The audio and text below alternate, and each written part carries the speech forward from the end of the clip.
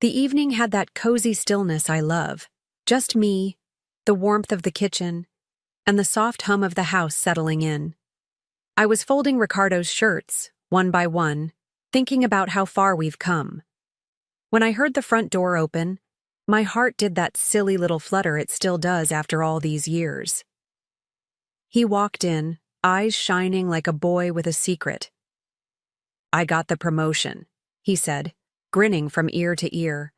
And in that moment, my world felt so full, so right. I rushed to him, arms around his neck, laughing into his shoulder. "I knew it," I whispered. "You've worked so hard. You deserve this." And I meant it. Every word. I've seen his late nights, the stress, the sacrifice. I've stood beside him when things were uncertain, always believing his time would come. This felt like a victory for both of us. A new chapter. A promise. Later, as he explained there'd be a company dinner, employees only, I tried not to let the pang of disappointment show. I nodded, smiled, told him I understood. Of course I did. I trusted him, always had. I straightened his tie before he left, smoothed down his collar, kissed his cheek. "You deserve this," I said again. And I meant that too. As I watched him walk out the door, I felt something warm settle in my chest. A quiet kind of pride, like I was watching the man I chose finally step into his light. I poured myself a glass of wine, lit a candle, and let the glow of the moment fill the room. Life hadn't always been easy for us, but somehow, this felt like a turning point. The kind that makes the struggles worth it. The kind that whispers, "You made it." I imagined him standing in a room full of colleagues, confident, charming, finally being seen for everything I always knew he was. I pictured them raising glasses in his honor, and I smiled, thinking how lucky I was to be his wife. I never needed the spotlight. I was happy cheering from the sidelines. His success was mine too. That's how love works when it's real. Later, I padded around the house in slippers, letting the evening unwind slowly. A quiet bath, a favorite book. I even pulled out the good blanket from the closet, the one we only used on special nights. Because tonight was special. Not because of the promotion, but because I felt so sure of us. So safe in this life we'd built. And I fell asleep that night believing we were exactly where we were meant to be. The next morning, I woke up still smiling. I set the table for two, even though I knew he wouldn't be back until later. Habit, I guess. Love has a way of filling the spaces, even when they're empty. I found myself humming as I watered the plants, folded throw blankets, even picked out a little gift bag to surprise him when he got home. Just a small token, something to say, "I'm proud of you." The day drifted by with that same sense of warmth. I texted him a few times. Nothing clingy, just little things. "Hope it's going well," or "Don't forget to eat." That's who I've always been with him. Supportive, present, rooting from the background. And when he didn't reply right away, I figured he was busy, surrounded by colleagues, making plans, shaking hands. It made sense. He was moving up. That evening, I curled up on the couch, letting myself imagine the future. Maybe a weekend getaway, a dinner out, a toast to what comes next.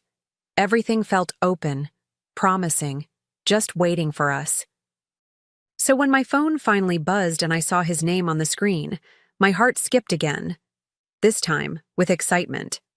I thought, he's thinking of me too. But the moment I opened that message, everything changed.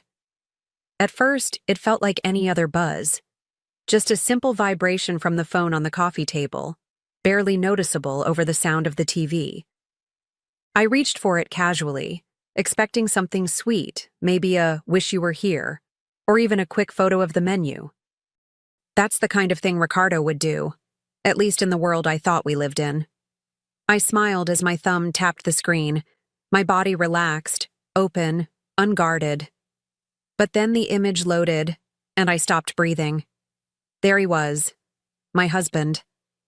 The man I'd just sent out the door with love still lingering on his collar.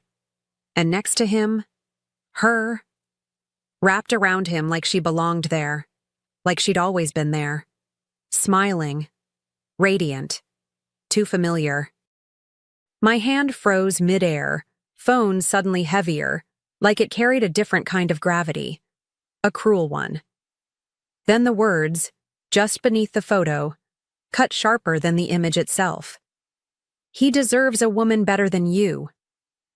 That one line shattered something I didn't even know could break. My vision blurred, my skin turned ice cold.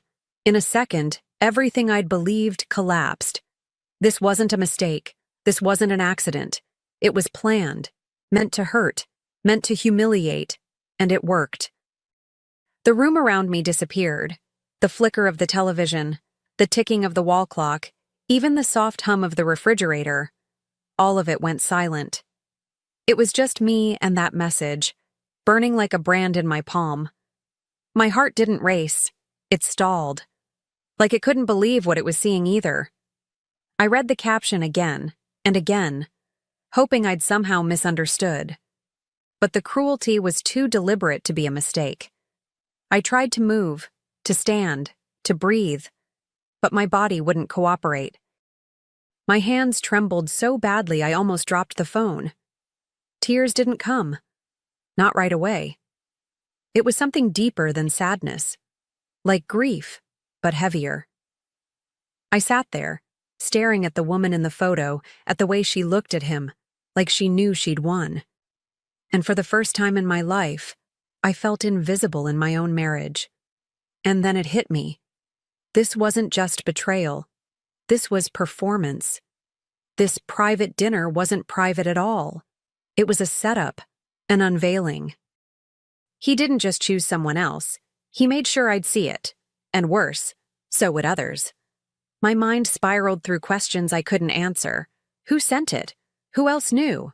And why now? But one truth rose above the noise. I had been erased. I sat there for what felt like hours, though the clock said minutes. The silence around me wasn't peaceful anymore. It was suffocating. My fingers clenched the phone so tightly they ached. I wanted to scream, throw it, smash something. But all I could do was sit in that numbness, replaying the image like a cruel loop. That smile on her face, his arm around her, that message, those words. I kept thinking, how long had this been happening? Was this the first time or just the first time he let me see? I searched back in my memory for clues I might have missed. Late nights, vague answers, sudden meetings. And each time I thought of a moment, it rewrote itself with new meaning. Love that once felt solid now looked full of cracks I never dared to notice. But in the center of all that pain, something inside me shifted. Not anger, not even revenge, just a quiet, sharp clarity. If this was the truth, then I couldn't pretend anymore. He didn't just betray me, he erased me from the story of his success. But he forgot one thing. I was never the footnote. And as I stared at that photo one last time, I knew. I wouldn't stay frozen. Not for long. The sun rose, but I didn't feel it. It came through the windows in soft, golden streaks, lighting up the same walls that had once felt safe. I hadn't slept. Not even a minute. I'd just sat there, wrapped in a blanket that didn't warm me, staring at nothing. But my eyes were dry now. The tears had burned themselves out. What replaced them was something colder, sharper, like steel being forged inside me. I stood up slowly, every joint stiff from the weight of the night. I didn't look in the mirror. I wasn't ready to see her yet. The woman who'd gone to sleep believing in love and woke up a ghost in her own home. But something inside me whispered, "Get up." So I did. I made coffee, not out of habit, but out of defiance. My hands were still shaking, but my mind was beginning to clear. I picked up my phone, not to cry or plead, but to search. First her face, then her name, then connection after connection. Every click revealed a new layer, and suddenly, I wasn't just a wife mourning a betrayal. I was a woman gathering proof. His story was full of holes, and now I had reason to dig. Every photo, every message, every whispered excuse. I wasn't looking for closure. I was preparing for something else entirely. I opened the laptop like I was clocking in for a job I hadn't asked for, but one I intended to finish. His digital life wasn't as hidden as he thought. A few quick searches, some familiar passwords, and suddenly, his world was cracked open. Calendar entries that didn't match his words, hotel reservations, late-night ride shares to places he never mentioned. I wasn't shocked anymore. I was focused. Her name appeared in emails, flirtatious, careless, as if I didn't exist. But it wasn't just her, it was others too.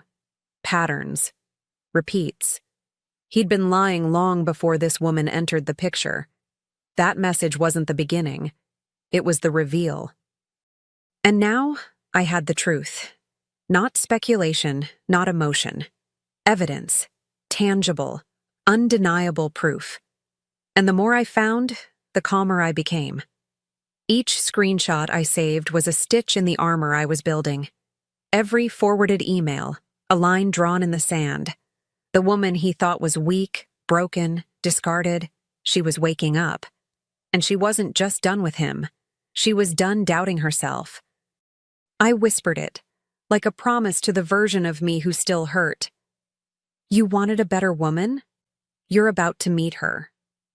The printer whirred steadily as page after page slid into the tray. I watched each one like a piece of the puzzle falling into place. Dates, messages, photos, receipts. There was no rage now, just precision. I wasn't yelling. I wasn't crying. I was documenting, quietly, methodically, like a woman preparing for a meeting where she would no longer be ignored. I started writing emails, not to him, never to him, but to the people who mattered. His HR manager, a senior executive I'd met once at a company picnic, a client he'd mentioned too many times, too fondly. Every name was selected with care. These weren't revenge letters.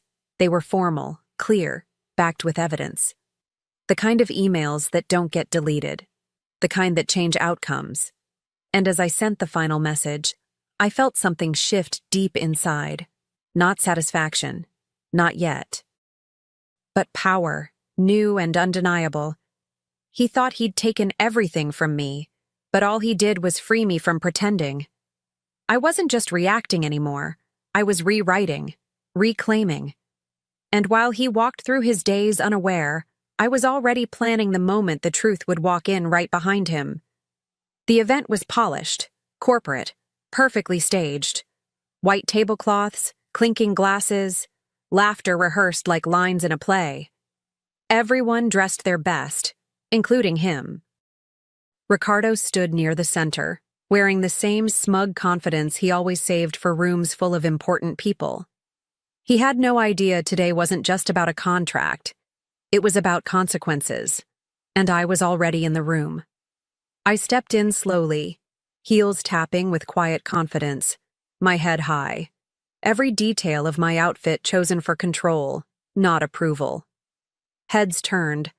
Some smiled in recognition, others stared with curiosity. I didn't belong in this setting, at least not according to him. But that was the point. I wasn't here as his plus one. I wasn't here to support him. I was here to end the illusion. I spotted the CEO first, elegant, guarded, the kind of man who read situations before speaking. I approached him without hesitation and introduced myself properly, not as someone's wife, but as someone with something he needed to see. I handed him the envelope, crisp and full of truth. I believe this concerns a matter of company policy, I said softly, just loud enough for a few ears nearby to catch.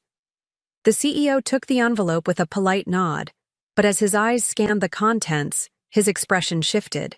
Controlled, but unmistakably tense.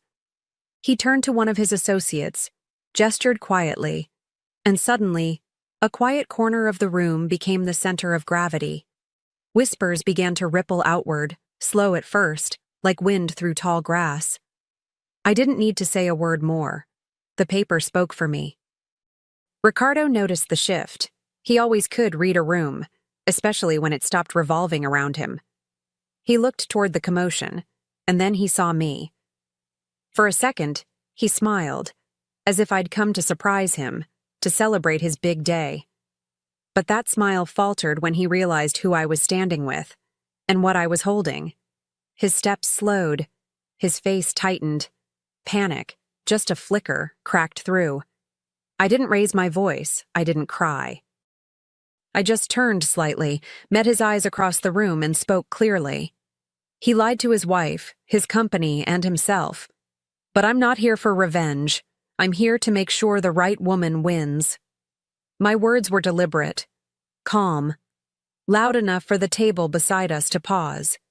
And in that moment, I didn't feel small. I didn't feel erased. I felt seen, fully. Ricardo tried to speak, to explain, to downplay, to salvage. But the room wasn't listening to him anymore. A few polite smiles faded. Conversations paused. The man who once thrived on being the center of attention was now exposed in the worst possible light. One of the board members stepped aside with the CEO, envelope in hand, and within moments, the polished atmosphere turned brittle. A woman from HR approached him, voice low but firm. I couldn't hear the words, but I didn't need to. The message was clear in his posture, his shoulders stiff, jaw clenched, the way his hands curled at his sides.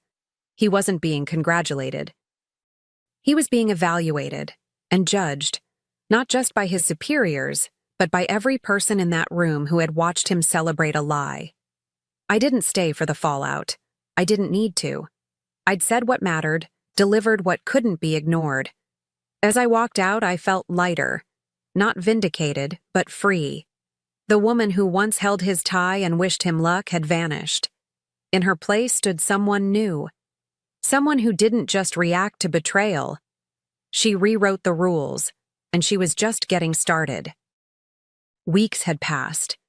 The chaos had settled, the whispers faded, and the man who once stood tall in boardrooms now walked through shadows of his own making.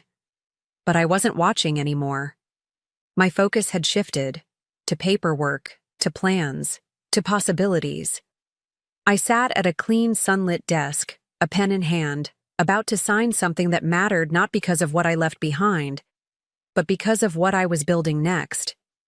It wasn't about him anymore. It never truly was. The divorce papers were there, yes. But beside them were documents for a business loan I'd applied for quietly, confidently. A project I'd put off for years while cheering someone else on. Now it was my turn. And as I wrote my name in ink, it felt different than before. Firmer, fuller. Like a signature on a life I finally chose for myself. He'd tried to reach out, calls, messages, even a letter, hand-delivered and left unopened on my doorstep. But I didn't owe him words, not anymore. Closure doesn't always come from a conversation. Sometimes it comes from silence, from the click of a pen, from the steady sound of a woman moving forward. I didn't need to look back to know he was watching. I could feel it, and I let him. People had started asking where I'd been, what had happened. But I didn't owe them details either. I gave them smiles. Grace. A presence they hadn't noticed before, stronger, clearer. I wore my peace like perfume, soft but impossible to ignore. The woman who used to dim her light to make others comfortable now stood fully in the sun, and it felt good on my skin. I posted just one photo, nothing dramatic. Just me, outside the new office space I'd rented. Sun on my face, hair pulled back, one hand holding keys, the other tucked in my pocket. No caption, but one. The best revenge is proving you were always the upgrade. I didn't tag anyone. I didn't need to. The message wasn't meant for followers. It was for me. For the girl I used to be. For the woman I'd become. The other woman? She vanished. Whatever story they had built collapsed without a spotlight. No public apology, no dramatic exit, just absence. And honestly, that was enough. She had been a chapter, a painful, necessary one, but not the ending. My story was no longer about what they did. It was about what I would do now that no one else was writing it for me. That morning, I walked out of the glass office building where I'd just signed my name, on papers that mattered, on dreams I'd delayed, on a future that was finally mine. The city buzzed around me, but I moved through it with calm purpose. I wasn't just the woman who survived betrayal. I was the woman who turned it into blueprint, into fire, into fuel. I passed by reflections in the windows and didn't flinch anymore. I saw her, head high, spine straight, eyes clear, not bitter, not broken. Just awake, fully. For the first time in years, I wasn't looking over my shoulder. I wasn't wondering what he was doing or who he was with. I was walking forward, and everything behind me was exactly where it needed to be. Behind. I'm leaving you for your sister. The words hung in the air like shrapnel, suspended in that millisecond before pain registers. My husband of 17 years, Jason, stood at the head of our anniversary dinner table, champagne flute raised as though he were giving a toast instead of demolishing our marriage in front of everyone we knew. I felt 20 pairs of eyes swivel toward me, waiting for the explosion, the tears, the scene that would give them something to discuss for months. The restaurant had gone eerily quiet. Even the waitstaff froze, unsure whether to continue service or retreat. My name is Lydia Harmon, and at 42 years old, I'd built a reputation as one of Boulder's most respected interior designers. I specialized in transforming cold, sterile spaces into warm sanctuaries. The irony wasn't lost on me that I couldn't see the emptiness growing in my own home until this moment. I appreciate your candor, I said, my voice steady despite the earthquake happening inside me. I reached for my handbag, extracted a thick manila folder, and placed it deliberately on the white tablecloth in front of him. Timing is everything, isn't it? Jason's smug expression faltered as he glanced down at the folder. What's this? He asked, his voice losing its performative confidence. Open it, I replied, rising from my seat. I smoothed my dress, a midnight blue number I'd purchased specifically for this night, and looked around the table at our stunned friends and family. Among them sat my sister Vanessa, her face drained of color, her eyes unable to meet mine. Please, enjoy the remainder of your dinner. The bill has been settled, I announced, then turned to Jason one last time. I believe you'll find everything in order. The click of my heels against the marble floor echoed as I walked away, my spine straight, my eyes forward.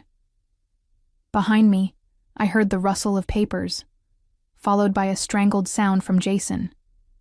I didn't look back. The cool night air hit my face as I stepped outside, finally allowing myself to take a full breath. My car waited at the valet stand. As I slid into the driver's seat, I caught a glimpse of myself in the rearview mirror. I looked remarkably composed for someone whose life had just imploded. But then, I'd had 3 months to prepare for this moment, ever since I found the first message from Vanessa on Jason's phone. What neither of them knew was that Vanessa wasn't his only betrayal, and I had evidence of everything. The affairs, the money he'd siphoned from our accounts, the property he'd tried to transfer solely to his name, and most damning of all, the plan they'd hatched to push me out of my own company. As I pulled away from the curb, I allowed myself one small smile. The game had just begun. Our story began like many others, a chance meeting that seemed like fate. Jason and I crossed paths at a home exhibition where I was showcasing my designs. He was charming, attentive, and seemed genuinely interested in my work. Unlike many men I dated, he wasn't intimidated by my ambition or success.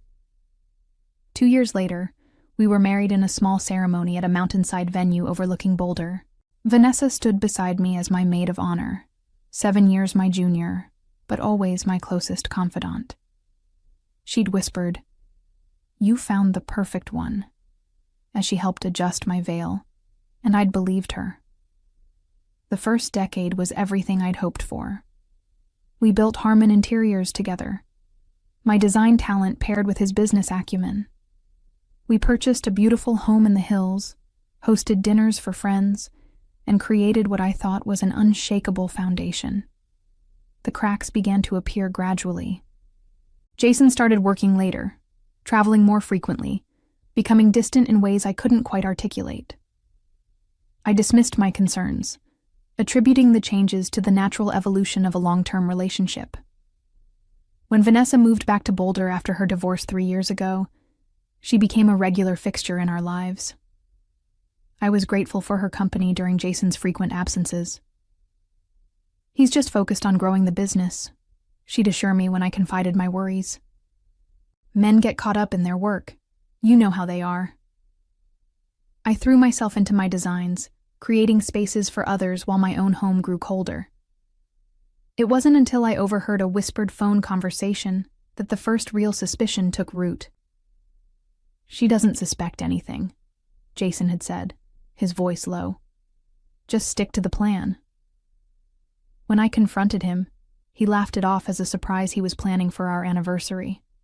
I wanted to believe him. The alternative was too painful to consider. Then came the unexplained charges on our business credit card, weekend trips when he was supposedly at conferences, and most tellingly, the growing closeness between him and Vanessa. Lingering hugs, inside jokes, the way they'd stop talking when I entered a room. Still, I waited for concrete proof. It came in the form of a misdirected text message 3 months ago. "Miss you already. Can't wait until she's out of the picture."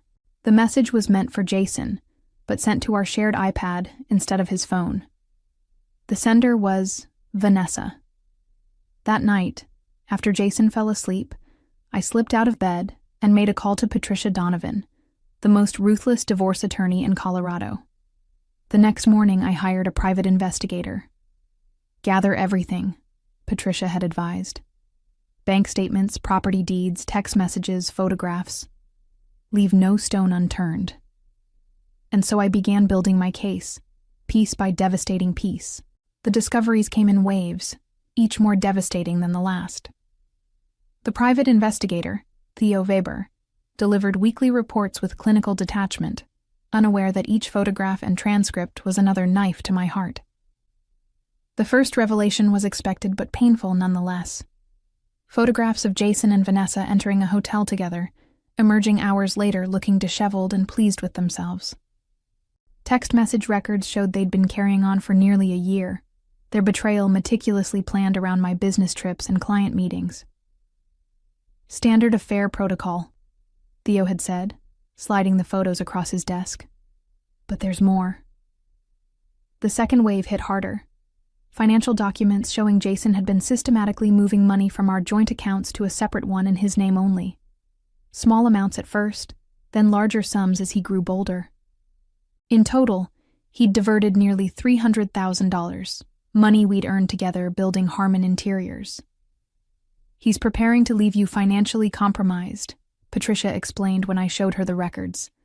"This is premeditated. We can use that." But the third discovery was what truly shattered whatever lingering affection I still held for the man I'd married.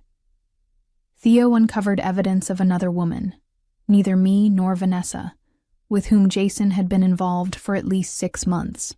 Her name was Olivia Winters, a client whose home we had redesigned last year. The photos of them together were intimate, unmistakable in their meaning.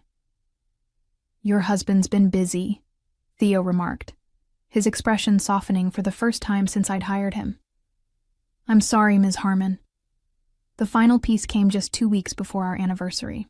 Legal documents, obtained through Theo's connections, showed Jason had attempted to transfer ownership of our mountain property, a vacation home we'd purchased with my inheritance money, solely to his name.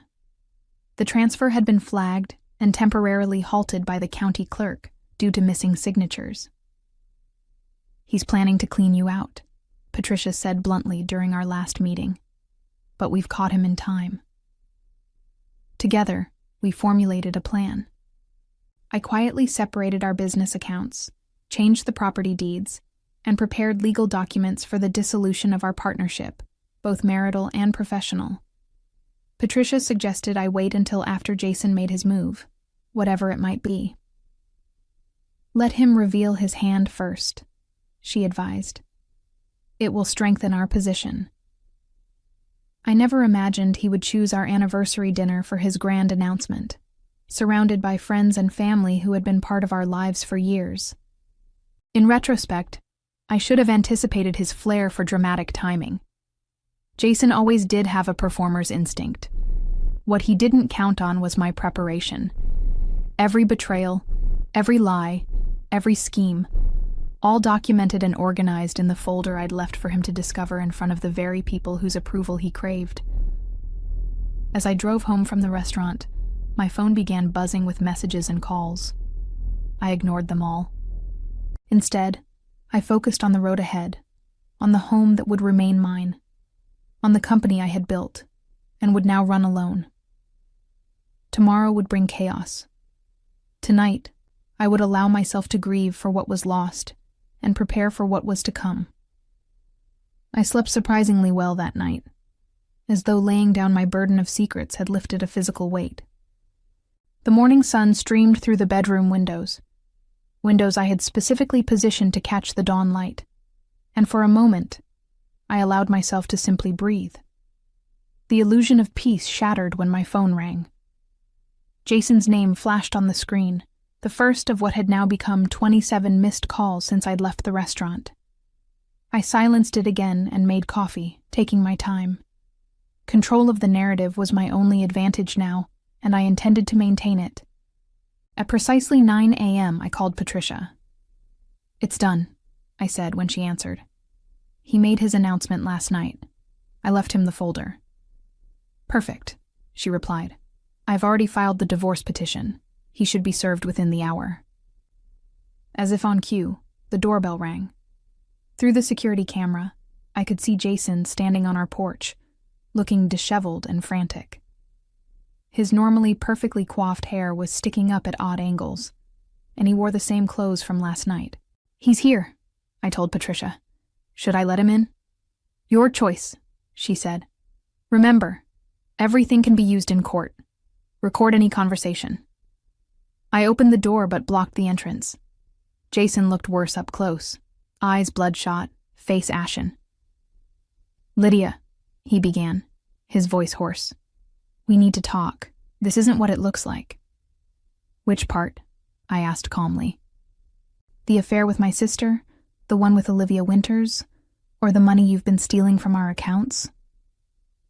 He flinched at Olivia's name. "How did you—" "Does it matter? I know everything, Jason. There's nothing left to discuss."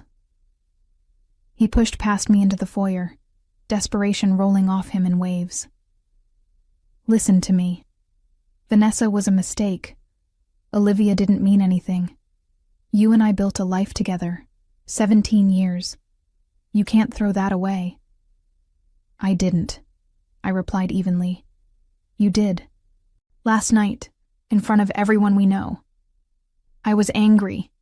You've been distant, focused on work. Don't you dare!" I cut him off, my composure finally cracking. "Don't you dare try to blame me for your choices." Jason ran his hands through his hair, pacing our entryway like a trapped animal. "What do you want? Money? I'll transfer everything back. The mountain house? It's yours. Just call off the dogs." "The dogs?" "Your attorney already called me this morning. Dissolution of business partnership? Property settlements? You're trying to destroy me." I laughed then, a sharp sound that seemed to startle us both. That's rich, coming from the man who tried to transfer my inheritance property to his name alone. The doorbell rang again. This time it was a professional-looking woman holding legal documents. "Jason Harmon?" she asked, peering past me. "That's him," I confirmed, stepping aside. "You've been served," she stated, handing him the envelope before promptly leaving.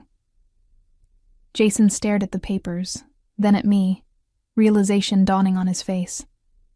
"You planned this. You knew before last night." 3 months, I admitted. "Not as long as you've been planning with Vanessa, but I work efficiently." His face darkened. "Vanessa doesn't know about any of this. About Olivia, the money. None of it." "I'm aware," I said. "She thinks you're leaving me just for her. How special she must feel." "She loves me," he said defensively. "And Olivia? Does she love you too? Does she know she's the other woman?" Jason's phone chimed with a text. He glanced at it, and what little color remained drained from his face. "What have you done?" he whispered. "I haven't done anything yet," I replied. "But Theo Weber, my very thorough private investigator, might have accidentally sent some photos to Vanessa this morning. Technology can be so unpredictable." The sound of screeching tires outside told me the next act of our drama was about to begin. Vanessa burst through the front door without knocking, her face contorted with rage and heartbreak. She'd clearly dressed in haste. Mismatched shoes, inside-out sweater, hair pulled back in a messy ponytail. In her hand, she clutched her phone like a weapon. "You bastard," she spat at Jason, ignoring me completely. "Who the hell is Olivia?" Jason's eyes darted between us, calculating his best move. I stepped back, leaning against the stair railing to watch the performance unfold. This confrontation was inevitable, but I hadn't expected it so soon. Theo must have sent the photographs immediately after our conversation. "Vanessa, calm down," Jason said, raising his hands in a placating gesture. "I can explain." "Explain?" she shrieked, thrusting her phone toward his face. "Explain why you're in bed with this woman while telling me you love me, while promising me we'd be together after you left Lydia?" "It's not what it looks like," he insisted, the irony of repeating the same line he'd used on me moments ago apparently lost on him. Vanessa finally seemed to register my presence. She turned to me, her expression cycling through shame, defiance, and confusion. "You knew?" she asked, her voice smaller now. "About you and Jason?" "Yes." "About Olivia?" "Also yes." I kept my tone neutral, clinical even. "About the money he's been stealing from our business, the property he tried to claim for himself, and the plans you two made to push me out of my own company?" "All of it." Vanessa blanched. We didn't." She turned back to Jason. "What is she talking about?" Jason shot me a venomous look. "Don't listen to her. She's trying to turn us against each other." I walked to the sideboard in our dining room and returned with copies of the documents I'd compiled. Bank transfers, property records, text message transcripts. The real ones, not the edited versions he showed you. Vanessa took the papers with trembling hands. As she read, her breathing became shallow. "Once she's gone, we can expand Harmon Interiors nationally," she read aloud from a transcript. "Your design aesthetic combined with my business model will make millions. Lydia's too provincial, too attached to Boulder." She looked up, eyes swimming with tears. "You said that was about a potential investor, not about me replacing Lydia." Jason stepped toward her. "Baby, you don't understand." "Don't baby me," Vanessa snapped, recoiling from his touch. "And the money? You said you were saving for us to start over." "I was," Jason insisted. "Everything I did was for our future." "Even Olivia?" I interjected quietly. Vanessa flipped through the photographs, each one delivering a fresh blow.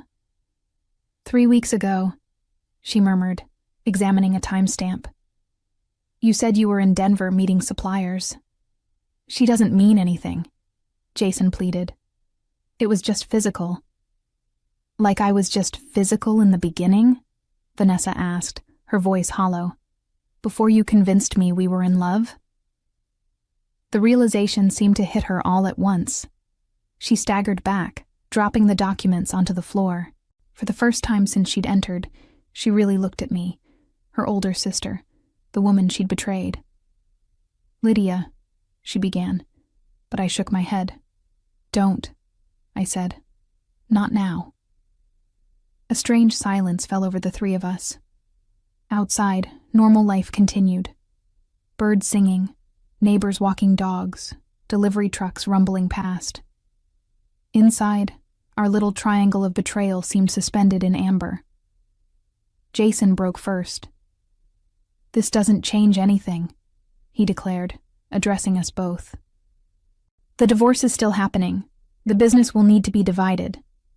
We can figure out the rest later. That's when I smiled. A genuine expression that seemed to unnerve him more than anger would have. About that, I said. There won't be much for you to divide. What are you talking about? Jason demanded, the confident businessman persona sliding back into place. Harmon Interiors is worth millions, the contracts alone. Are in my name now, I finished for him. As of last week, all clients have been transferred to Lydia Harmon Designs. It's amazing how understanding people can be when they learn their designer's husband has been embezzling funds. Jason's face contorted with rage. You can't do that.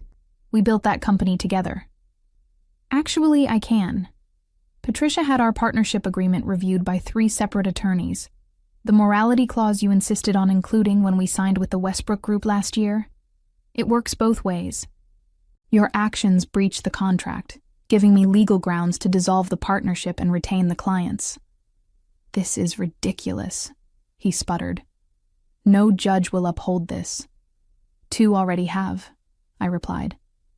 The temporary injunctions were granted yesterday. You'll find you no longer have access to the design studio, the client files, or the business accounts. Jason's phone began buzzing. He glanced at it, then answered sharply. What? His expression shifted from anger to disbelief as he listened. That's impossible. Check again. After another moment, he ended the call without saying goodbye.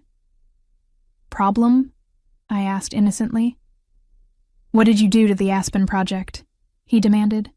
That client just pulled out of a $2 million contract. I didn't do anything. Apparently the Thorntons don't appreciate learning that their designer's husband is sleeping with Mrs. Thornton's sister. Awkward coincidence, isn't it? Olivia should have mentioned her family connections. Vanessa had been watching our exchange like a tennis match, her gaze bouncing between us. Now she began gathering her things, clearly eager to escape. Where do you think you're going? Jason asked her. Home, she replied, not meeting his eyes. This is between you two now. Don't be naive, he snapped. You're as involved as I am. Your text messages, your plans for the company, you're not innocent in this. Vanessa flinched. I never planned to hurt Lydia financially. You said we'd offer her a fair buyout. And you believed him? I asked, genuinely curious. After watching him betray his wife of 17 years? She had no answer for that. For what it's worth, I continued. I've instructed Patricia not to name you in the divorce proceedings. Your relationship with Jason is your business now. Vanessa looked at me in surprise. Why would you do that? Because public scandal would hurt our parents and they've done nothing wrong. And because, I added, I suspect you'll suffer plenty without my help. Jason scoffed. Always the martyr. No, I corrected him. Always the pragmatist. The story is already circulating. You made sure of that with your public announcement. I have no desire to feed the rumor mill. I simply want what's mine and for both of you to disappear from my life. Jason's phone buzzed again with another call, which he ignored. This isn't over, he threatened. I'll fight you on every front. You're welcome to try, I said. But before you do, You might want to speak with the Department of Financial Services. They're quite interested in those unauthorized transfers from our business accounts. The color drained from his face. You reported me? No, I said. Your assistant Gretchen did, after finding the discrepancies during the quarterly audit. Apparently, she has ethical standards. Who knew? Vanessa reached the door first, pausing with her hand on the knob. I never thought it would end like this, she said to no one in particular. It hasn't ended yet, I replied. But it will, soon enough. As they both left, separately and in opposite directions, I felt a strange sense of emptiness where rage should have been. The confrontation I'd anticipated for months had finally happened, but victory tasted different than I had imagined. The weeks following the confrontation passed in a blur of legal meetings, client reassurances, and quiet evenings alone in the house that now felt both emptier and more mine than ever before. Jason had moved into a downtown apartment, reportedly alone. Vanessa had returned to Phoenix, according to our mother's tearful phone call. She won't tell me what happened, Mom had said. Only that she made a terrible mistake. Some mistakes can't be undone, I'd replied, unwilling to elaborate further. The divorce proceedings moved swiftly, facilitated by the mountain of evidence I'd gathered and Jason's sudden reluctance to fight once the financial investigation began. The Department of Financial Services had frozen several of his accounts pending their findings, leaving him with limited resources to mount a legal challenge. On a crisp fall morning, I met with Patricia in her office to review the final settlement offer. He's giving up, she said, sliding the document across her desk. Full withdrawal of claims against the business, the house, the mountain property, everything. I skimmed the agreement. In exchange for?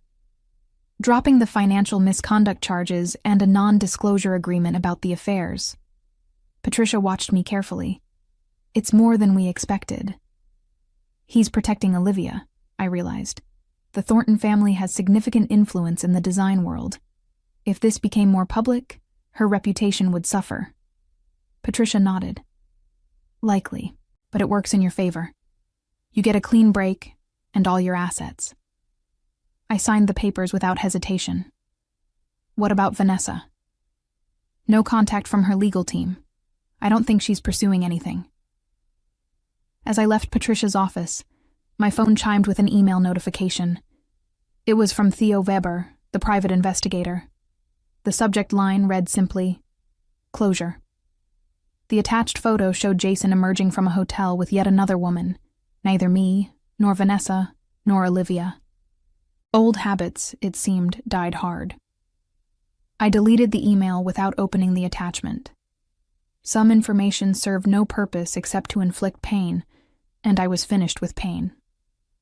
6 months after signing the divorce papers, I stood in the newly renovated Lydia Harmon Design Studio in downtown Boulder. The space, once cluttered with Jason's massive desk and dark furniture, now reflected my aesthetic perfectly. Clean lines, natural materials, abundant light. Like my home, my business had been transformed in his absence. The Westbrook Group had not only maintained their contract, but had expanded it, commissioning me to design their new corporate headquarters in Denver. The Thorntons, after the initial shock, had returned as clients, deliberately excluding Olivia from family events where I might be present. Business was thriving. My phone rang, Vanessa's name appearing on the screen for the first time since that day in my foyer. I hesitated before answering. "Lydia," she began, her voice small. "I don't expect forgiveness. I just needed to tell you how sorry I am." I sat at my drafting table, looking out at the mountains that had witnessed so much of my life's story. "Why now?" "I'm in therapy," she explained, "working through why I betrayed you, why I believed him." The silence stretched between us, filled with 17 years of sisterhood and one terrible betrayal. "He had affairs before me, didn't he?" she finally asked. "And after." "Yes," I confirmed. I suspect there were many we never discovered. Another pause. Mom wants us all together for Christmas. I told her I'd only come if you approved. I considered this. Forgiveness wasn't something I could force, but holding on to anger served no purpose except to keep me tethered to the past. I can't promise warmth, I told her honestly, but I won't object to your presence. That's more than I deserve, she whispered. After we hung up, I returned to my sketches for the Westbrook project. The design featured walls of glass and strategic skylights, allowing maximum natural light to penetrate what had once been dark, confined spaces. Some metaphors write themselves. The divorce was finalized on a Thursday. By Friday, I had changed the business name, repainted the office, and booked a solo trip to Barcelona, a city Jason had always refused to visit because he couldn't speak Spanish. With each step away from our shared past, I felt lighter, more myself.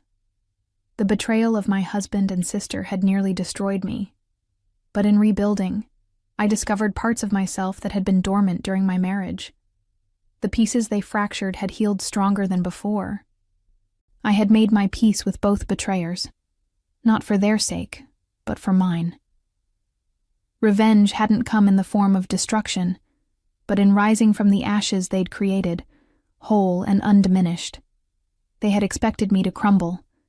Instead, I had rebuilt an empire.